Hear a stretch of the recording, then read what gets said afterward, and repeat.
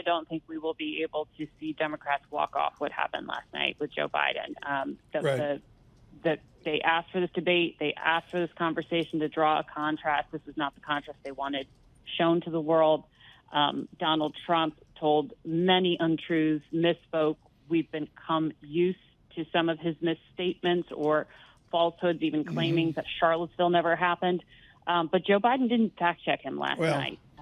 And that was not what Democrats needed him to do, and got lost in his own thoughts. So we will be talking about the path forward. What could that Democratic convention look like? Who will come out from the Biden inner circle and acknowledge that there was a problem? Well, okay. I'll get to the convention. I just want to point out Charlottesville's of a personal interest to Margaret Brennan of UVA. But Margaret, you're Nancy Cordes and others. What is your reporting? Forget about the convention in August in Chicago. Right. I always will think of Dan Rather forever of 1968. What does Friday afternoon or this Saturday or Sunday after Face the Nation look like? What does Nancy Cordes and the others say of CBS? We're in an incredible news cycle for a head-to-head race no one wanted to see, and we see that in our polling data. There was a lack of enthusiasm. Did Joe Biden drive up enthusiasm among young voters and Democrats last night? Didn't appear to.